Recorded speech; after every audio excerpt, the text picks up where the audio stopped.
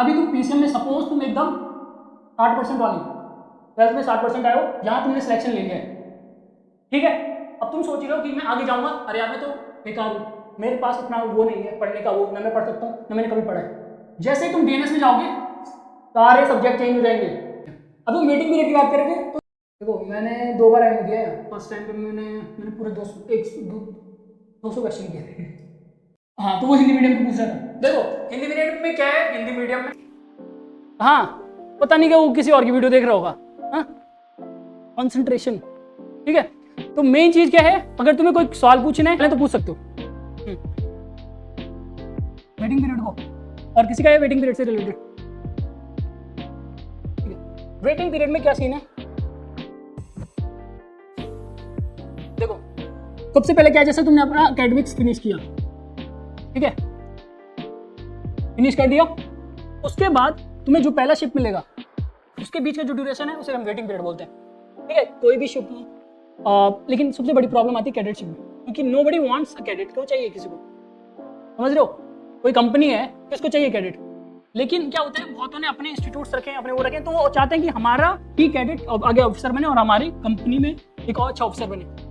हाँ तो इसलिए, लेकिन जो दूसरी कंपनियां वो रखेंगी क्या, बहुत कम रखेंगे। आजकल तो तुमने सुना भी होगी न्यूज़, किसी किसी में ये रैंक हटा रहे हैं, ये रैंक हटा रहे हैं और हटाते हैं, ठीक है। तो क्या है वेटिंग पीरियड, जैसे आपको फर्स्ट शिफ्ट मिलेगा, ठीक है, आपका फर्स्ट शिफ्ट है, इसके बीच का जो गैप है आपका होगा वेटिंग पीरियड, ठीक है। जैसे आप कॉन्ट्रैक्ट कंप्लीट करोगे देन उसके बाद आपको दूसरा शिफ्ट मिलेगा, इस शिफ्ट में के बीच का सेकंड वेटिंग पीरियड, फिर आपका एक और आएगा तीसरे शिफ्ट से पहले, ये आपका थर्ड वेटिंग पीरियड हो गया। इसके बाद तो फिर आपके एग्जाम की प्रिपरेशन चलती है, पीओसी का सारा वो चलता है, आपका फंक्शंस के क्लासेस होंगे, उसके साथ फिर आपका आगे का प्रोजेक्ट। लेकिन जो ये 3 वेटिंग पीरियड्स आपके हैं, इसमें क्या प्रॉब्लम है, सबसे पहले आजकल कैडेट्स को कोई लेना चाहता है नहीं, ठीक है। कंपनीज आर नॉट लाइक कि बहुत ज़्यादा ये सोचे, तो आपको क्या करना है, सबसे पहले इसमें ध्यान रखना है कम से कम हो।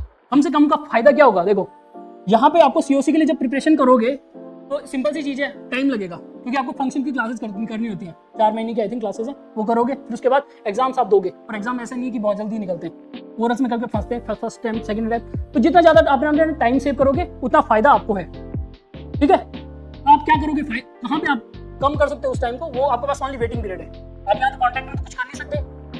अभी हम वेटिंग पीरियड की बात कर रहे थे, तो तुम वेटिंग पीरियड को जितना कम कर सकोगे उतना बढ़िया। मान के चलो तुम्हारी एज कितनी, 19, अगर 19 से स्टार्ट कर रहे हो, यहाँ पे कितना 3 महीने,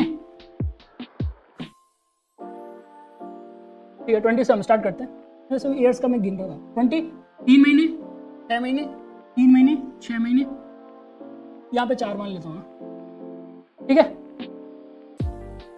1 शिफ्ट, 2 शिफ्ट और 3 शिफ्ट, कितना हुआ,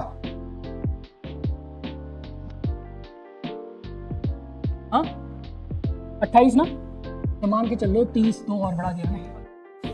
अब इस चीज को ध्यान रखना, जो पिछला वाला अगर किसी ने ढंग से सुना उसमें 24 घंटे, तो 24 महीने तुम्हारे पास वेटिंग में जा रहे थे, यहाँ पे तुम 30 महीने के अंदर पूरा खत्म कर रहे हो, चाहे तुम 36 ही मान लो, 6 महीने और बढ़ा दो, 36 में भी करो, इट्स द बेस्ट थिंग। ये सही है या वो सही है, इस सही के लिए तुम्हें क्या करना पड़ेगा, इस सही के लिए तुम्हें अभी वो करना पड़ेगा, मेहनत कुछ जाए भाड़ में, कोई सिलेक्शन चाहिए, कैसे करो, स्मार्ट वर्क करो, कुछ भी करो, 1 पॉइंट ऐसा सीधे टिक मारा, 1 पॉइंट इंटरव्यू में आ रहे हो, इंटरव्यू में और अच्छे से, तो वहां पे बस सिलेक्शन चाहिए। उसके बाद मैं बोलता हूँ लाइफ इजी हो जाती है उसके बाद, क्योंकि तुम्हें आगे जब जाओगे डीएनएस में तो तुम्हें बहुत ज्यादा पढ़ने की जरूरत नहीं है, ठीक है। मतलब पढ़ना तो तुम्हें हर जगह में पड़ेगा, बट क्या होना, जब देखो अभी एक और चीज है, ठीक है, बहुत चीजें हैं यहाँ तुम्हें, क्या जैसे अभी तुम पीसीएम में सपोज तुम एकदम 60% वाले हो, 12th में 60% आए हो, यहाँ तुमने सिलेक्शन ले लिया है, ठीक है। अब तुम सोच रहे हो कि मैं आगे जाऊंगा, अरे यार मैं तो बेकार हूँ, मेरे पास उतना वो नहीं है पढ़ने का, वो ना मैं पढ़ सकता हूँ ना मैंने कभी पढ़ा है। जैसे ही तुम डीएनएस में जाओगे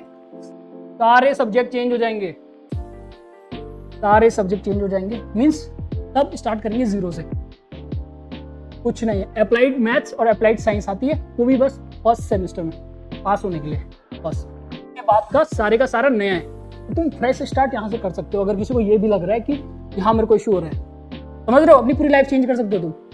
हाँ ये तुम्हें कहीं नहीं मिलेगा, आईआईटी में जाओ, आईआईटी में तुम वहाँ और डीप में जाओगे, यहाँ पे क्या पूरा चेंज है। अगर तुमने 1000 गलतियां भी करी हैं तुमने 12th में, इसमें यहाँ से भी क्या है, समझ रहे हो, दैट्स द थिंग। इन चीज़ों को थोड़ा समझो, इन चीज़ों को थोड़ा सा प्रायोरिटाइज करो कि मैं कैसे करूँगा। देखो मैंने 2 बार एम दिया है। फर्स्ट टाइम पे मैंने पूरे 200 क्वेश्चन किए थे, लेकिन उसमें मुझे जितना याद है 181 के राउंड या 189 के राउंड जितना, वो तो जाओ भाई तो वो मैंने सही से किया।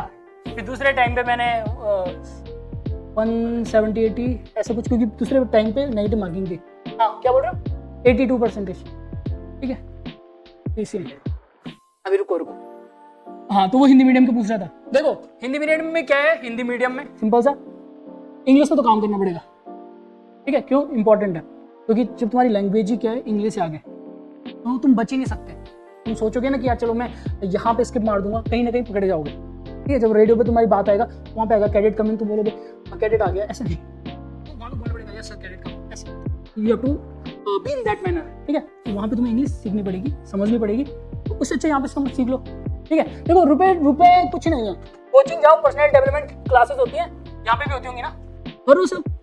ज़्यादा से ज़्यादा इन्वॉल्वमेंट दिखाओ, सर को दिखाओ कि हाँ सर मैं ये करता हूँ, क्या पता सर तुम्हें और कुछ मतलब एकदम होता है ना, चलो आज फ्री में कर ले थोड़ा सा दिखाओ, लेकिन दिखाओ तब लगता है दूसरों को कि वो है। ऊपर से तुम्हें अपने को दिखाना है, किसी को नहीं दिखाना, ना मुझे दिखाना है, ना दोस्तों को दिखाना है, ना उसको। सबसे मेन प्रॉब्लम क्या होती है, हम एक दूसरे को दिखाने में लगे।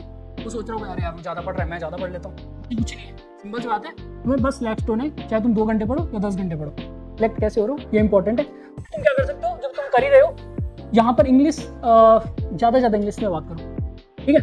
और मेन क्या होता है, जो प्रिंसिपल्स होते हैं वो तो समझने हैं, तुम्हें बस उसको कन्वर्ट करना है इंग्लिश में। प्रॉब्लम आती है, चुंबक किया वहाँ पे मैग्नेटिज्म आएगा, ये चीज़ तो आएगा, but you have to understand कि हाँ ये किसकी बात हो रही है। कर दिया तो बस ठीक है, अदरवाइज ये तो तुमने स्टार्टिंग से लेके चल रहे हो ना इस चीज़ को, वैसा नहीं तुम अचानक से चेंज करो तो टाइम लगेगा। ग्रेजुअली थोड़ा सा सोचो समझो, और अगर नहीं हो रहा कोचिंग क्लासेस लो, बहुत चीज़ें हैं करने को।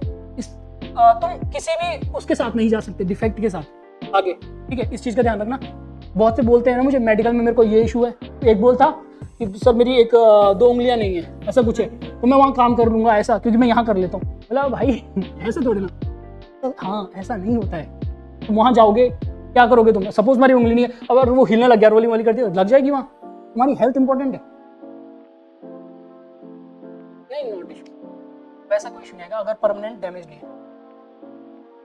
नहीं हाँ चलता है ना, हाँ तो इशू नहीं है, बस ये चाहिए तुम एकदम सब पकड़ सको, ठीक है, बॉल ऐसे घुमा सको, ये जान होनी चाहिए, बस ऐसा नहीं। हाँ नहीं देखो 40 क्वेश्चंस अगर हैं तो उसमें एप्टीट्यूड क्या आएंगे, उसमें आपके करंट अफेयर्स का बहुत कम आता है, बहुत कम, मिनिमल मान के चलो 8 भी नहीं, उससे भी कम, मैं हाँ 3-4 मतलब मान के चलो बहुत कम होते हैं, ना के बराबर है, और तुम पढ़ोगे भी नहीं फिर भी, हाँ वही सर। तो उसमें क्या है, उसमें ज्यादा ध्यान देने की जरूरत नहीं है, एप्टीट्यूड जो पढ़ लिया मेन, क्योंकि मेजॉरिटी क्वेश्चन देखने आपको। मैं ये बताऊं, केमिस्ट्री अगर कोई स्किप मार सकता है तो मार लो, जो बेसिक अगर तुम्हें आता है ना, 20 क्वेश्चन है, 20 में से 10 क्वेश्चन तुम कर लोगे अगर तुमने 12th अच्छे से पढ़ी है, ठीक है। 10 तुम छोड़ सकते हो तो 190 तो बचे है ना, 190 में कुछ कर लोगे, ठीक है। अभी तुम्हें कुछ सीरियस क्वेश्चन पूछना तो पूछो, हाँ बोलो। देखो अभी तुम सबके सब यहाँ पे हो, ठीक है। अब मैं बताऊँ, जैसे फर्स्ट टाइम आया हूँ, मैं देखूंगा कौन मेरी बातों को कितना सीरियसली ले रहा है, ठीक है, और मुझे ये भी पता है कि कौन इतना सीरियसली नहीं ले रहा है। सिंपल सी बात है, तो मैं तुम्हें जज उसी पे कर लूंगा, सेम वो भी ऐसे करेंगे, तुम पे देखेंगे तुम कितने अच्छी तरीके से आंसर दे रहे हो और कितनी अच्छी तुम्हारी पर्सनैलिटी है।